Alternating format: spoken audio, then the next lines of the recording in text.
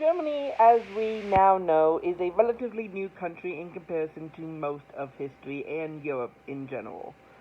Germany as a country isn't even 200 years old, which is weird when you think of Europe as a whole. I don't know about you, but I thought of all of the countries of Europe existed for at least like 1,000 years. That's been the case with Britain, France, um, Spain even. Even Spain is a relatively recent in country in European standards, but like they've been around since 1200s. It's with the Spanish reconquering of Iberia. But Germany didn't unify until 1871. Until then, it was the Holy Roman Empire, which didn't really own Rome. It's complicated, but Holy Roman Empire was basically like a combination of France and Germany, or Prussia. I found that surprising, so I wanted to look into how and why Germany was unified. I found it was under the command of one man, Otto von Bismarck. I first heard of Otto von Bismarck as he was one of the leaders in Civilization 5 for Germany. Otto von Bismarck can best be compared to Teddy Roosevelt. We always think of Teddy Roosevelt as a rough and tough president who didn't take disrespect from anyone. Bismarck is cut from the same cloth, as some might say. Otto von Bismarck engaged in numerous duels with his peers and only got injured by one of them, which Bismarck still claims that the only reason that he was injured was that the sword tip broke. He was also a big ladies' man, one time being fired from a diplomatic position because he stayed on a trip with one of these ladies for about 3 months. What made Otto von Bismarck straighten up and fly right to say, hey, was the death of his mother. Otto von Bismarck's mother was one of the central figures of the Bismarckian household.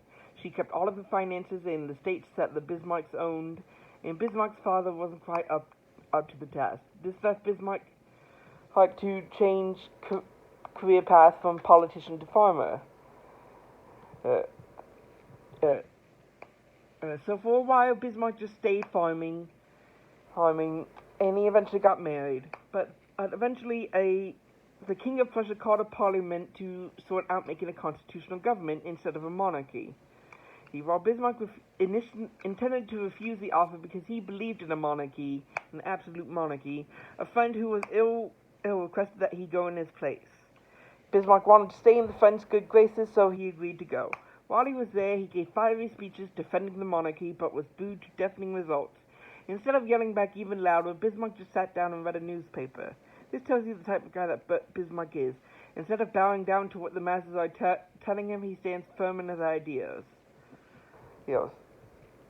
Eventually, Bismarck would work himself up to be the minister-president of Prussia. From there, he was able to have a massive amount of influence over the King of Prussia. Through his influence, he was able to get the king to declare war so that all of the ethnic Germans could be united in one state.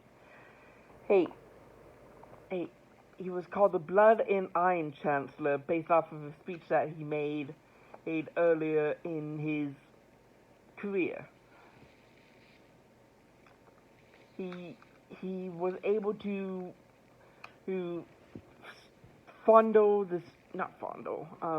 he was able to manipulate the strings of Europe to play the other powers right into where he wanted him. He was so sharp that he was able to predict the downfall of the European monarchies, predicting that it would be some damn foolish thing in the Balkans. One of his last moments was with Kaiser Wilhelm II, where he predicted that if things kept going like they are now, the German monarchy would be torn apart in 20 years. He was off by only 4 months. I hope this shows how interesting history can be, especially this man Bismarck. We don't really in America, we don't really look at German history that much, but I think it can be just as important to look at a variety of histories, not just German history in general. I hope you all enjoy the speech.